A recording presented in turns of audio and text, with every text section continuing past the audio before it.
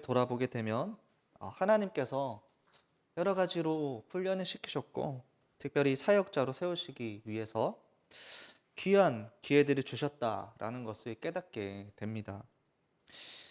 청년 사역 그리고 선교 사역을 담당하던 교회부터 시작해서 말씀 위에 바르게 신앙을 세우던 그런 교회들, 그리고 하나님을 어떻게 예배해야 되는지, 하나님을 어떻게 섬기고 나아가야 되는지에 대해 더 넓은 시각으로 배울 수 있었던 그러한 사역 단체들까지, 그렇게 수많은 공동체와 사람들을 통해서 하나님을 알고 만나고 하나님을 깨달을 수 있었습니다.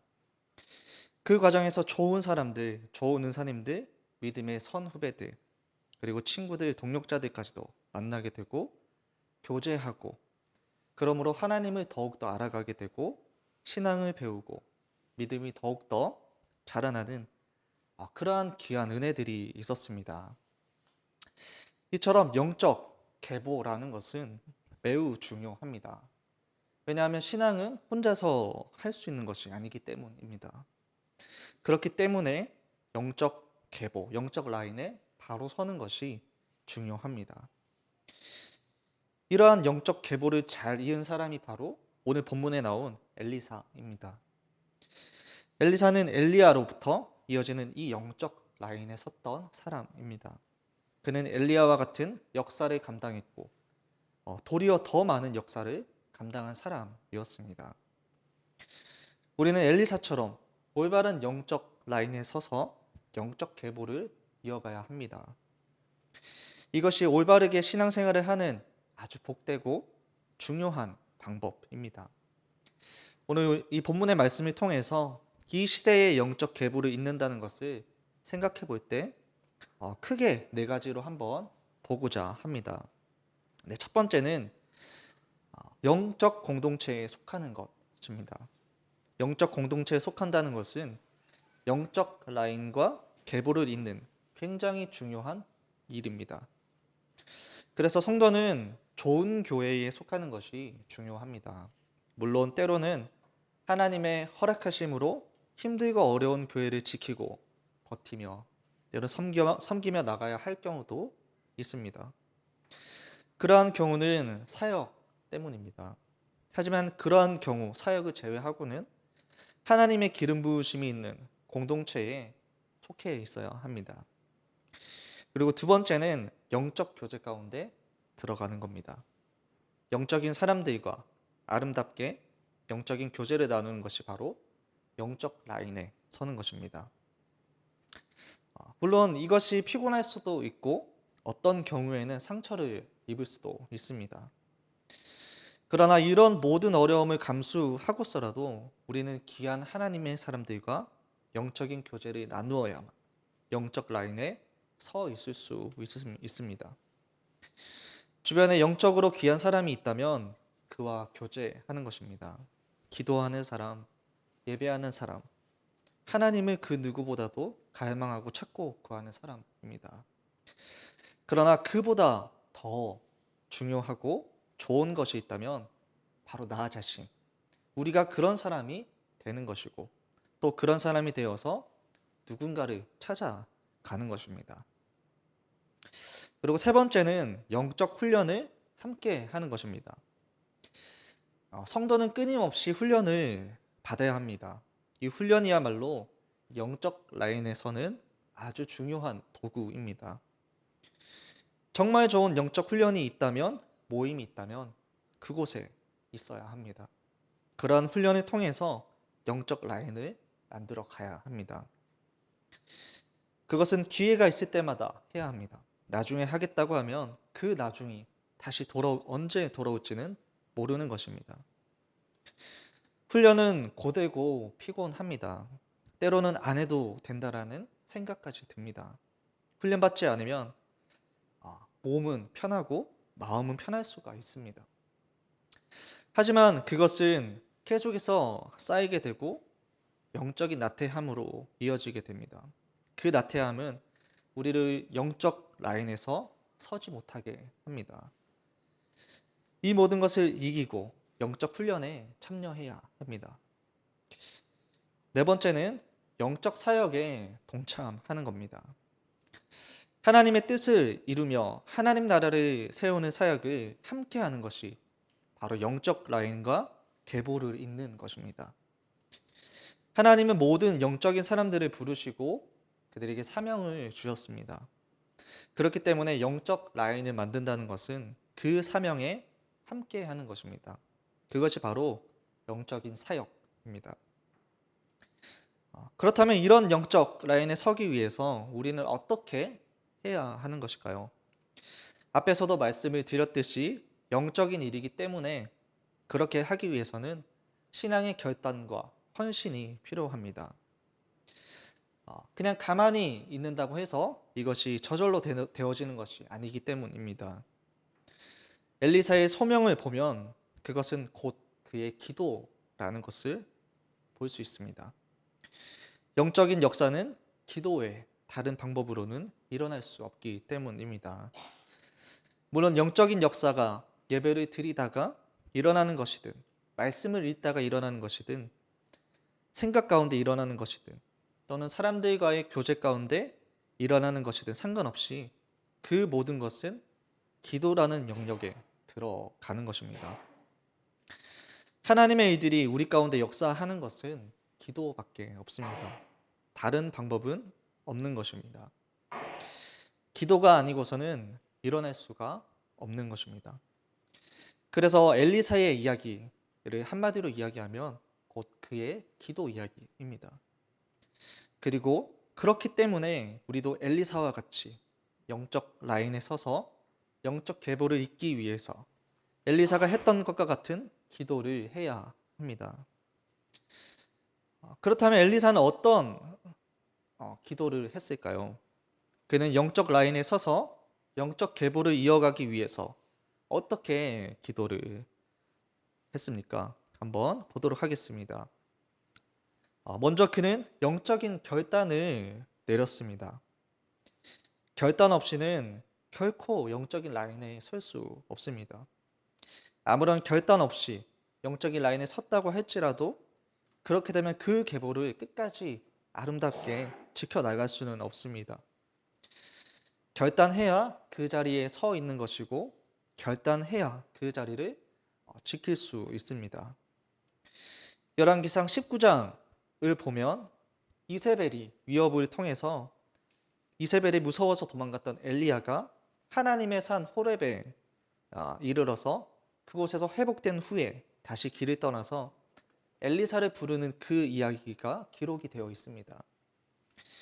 열왕기상 19장 19절을 보면 엘리사가 부르심을 받을 때 그가 무엇을 하고 있는지가 잘 나와 있습니다. 소 12결의에 쟁기를 달아서 그가 밭을 갈고 있었습니다.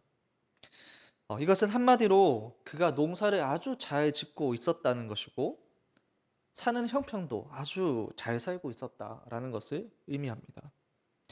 그리고 아주 열심히 일하면서 자신이 맡은 일들을 하고 있었다라는 것을 잘 보여줍니다. 그런 그에게 엘리야가 겉옷을 던지면서 나를 따르라라고 엘리사를 불렀습니다. 그때 엘리사는 순간 갈등을 합니다. 왜냐하면 그를 따라가려면 자신의 이 일상들을 모두 내려놓아야 하기 때문입니다. 그래서 엘리야는 부모님께 인사하고 오겠다는 엘리사에게 타협점을 내주지는 않습니다. 부모님께 인사한다는 것은 자기가 익숙했던 것으로부터 떠나야 한다는 것이기 때문입니다. 일상적인 일을 내려와야 하는 것일 수도 있습니다. 세상의 기준에서 벗어나는 것이 되어야 할 수도 있습니다.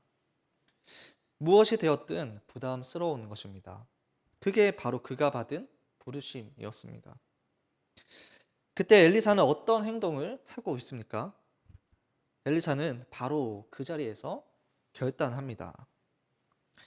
19장 21절 말씀에서 엘리사는 바로 돌아서서 소 12결의 중에서 한 결의를 잡고 소가 매던 멍에를 부셔서 그곳에 불을 지르고 소를 삶아서 사람들에게 그 고기를 나누어 주었습니다. 이것은 그가 다시는 소를 끌고 밭을 가는 일로 돌아가지 않겠다라는 그의 결단을 잘 보여주는 것입니다. 이제까지 자신이 살아왔던 모든 삶들을 포기하고 새롭게 결단하며 따른다라는 것입니다. 너무나도 많은 사람들이 갈등을 하고 고민만 하다가 시간을 보내고 인생들을 보내고 있습니다. 그래서 아무 일도 일어나지 않습니다. 결단을 하지 못함으로 그 영적 라인에 서지 못하고 영적 계보를 잊지 못한다는 것입니다. 지금 내가 가진 생각과 감정으로는 할 수는 없습니다. 그런데 기도하는 가운데서는 이러한 결단이 일어날 수 있다라는 것입니다. 이러한 결단이 일어날 때 그때 우리는 영적인 라인에 설 수 있는 것입니다. 둘째로는 그는 영적인 기다림의 시간을 보냈다라는 겁니다.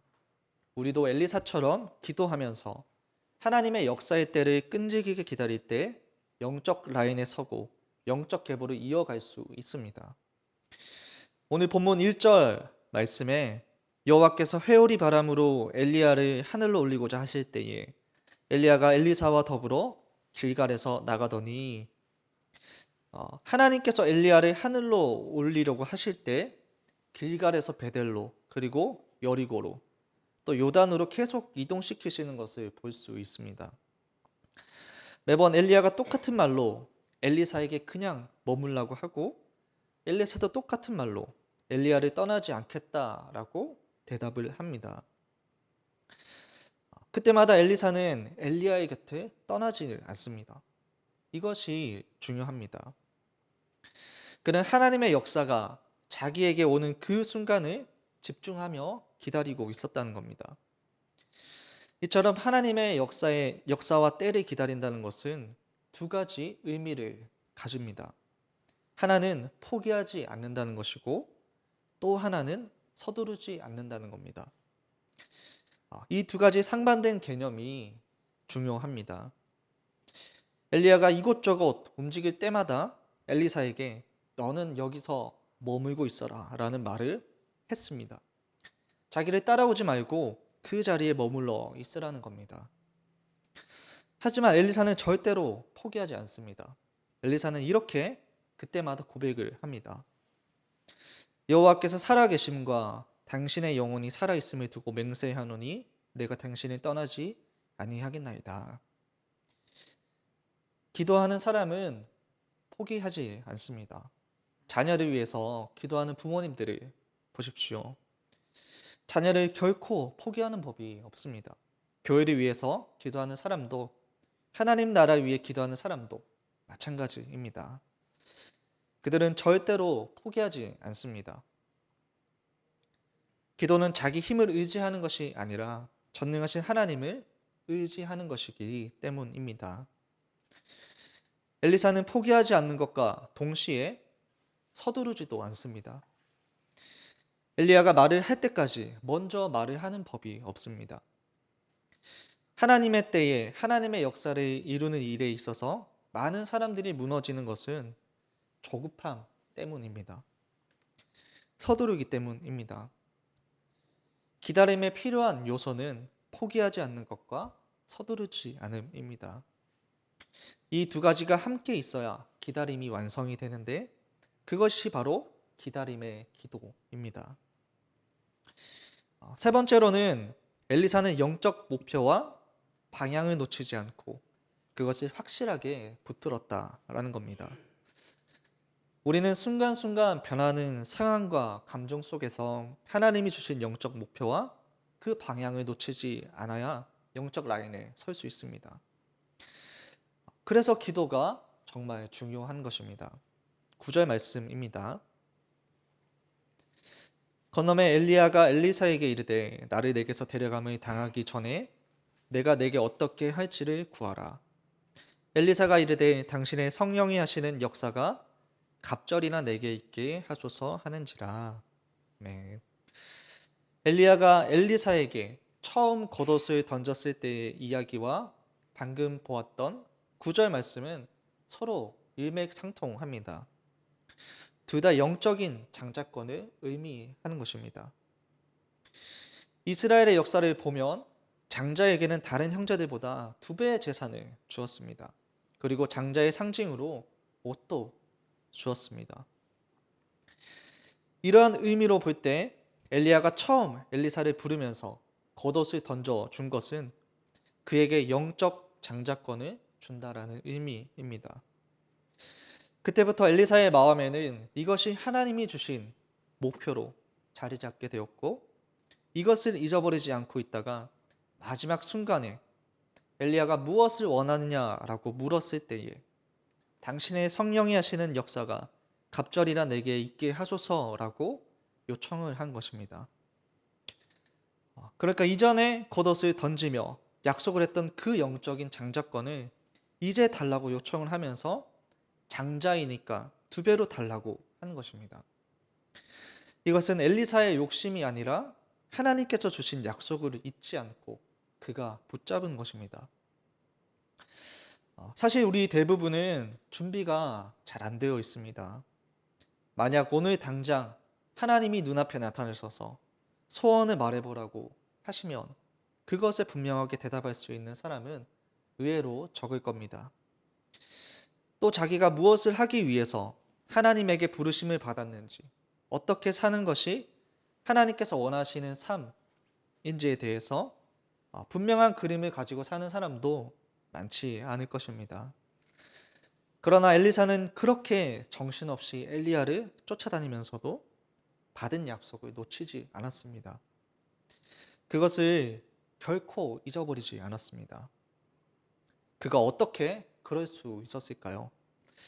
바로 그것은 그가 그것을 가지고, 약속을 가지고 늘 기도하고 있었기 때문입니다.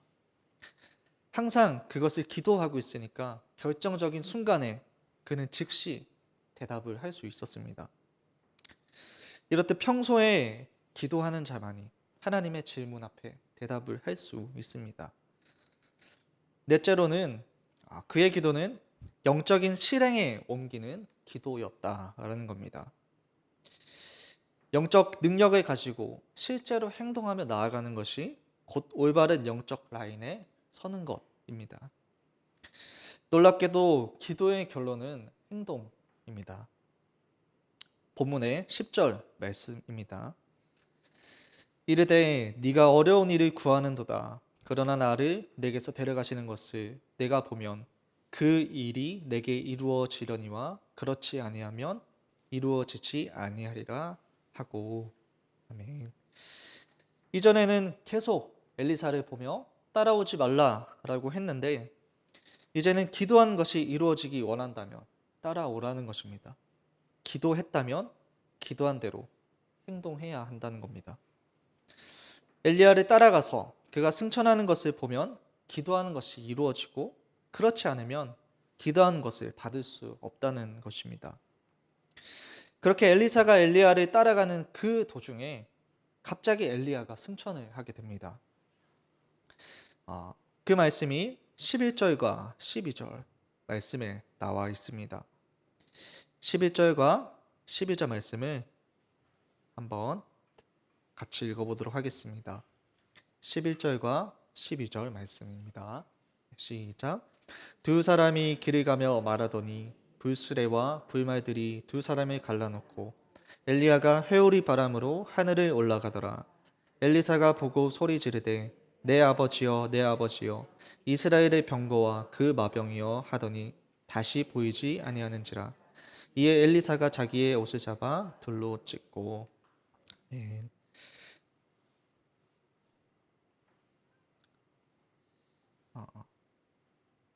신앙생활을 하다가 이런 말이 있습니다. 기도나 해주세요 라는 말을 합니다. 이 말 속에는 기도의 행동의 반대 말이라는 의미도 포함되어 있습니다. 그러나 기도는 결코 행동의 반대말이 아닙니다. 행동하지 않으니 기도나 하는 것이 아니라 기도하니까 행동하는 것입니다. 행동해야 기도가 결론이 납니다. 그러니까 기도했으면 기도한 대로 행동한다는 뜻입니다. 반대로 기도하고서도 아무런 행동을 하지 않으면 그것은 잘못된 기도라는 말입니다. 13절과 14절을 보시면 엘리야가 올라가면서 그의 겉옷이 떨어진 장면이 나옵니다. 그의 겉옷이 떨어졌습니다. 말씀한 대로 이루어진 것입니다. 영적인 계보가 이어진 것입니다.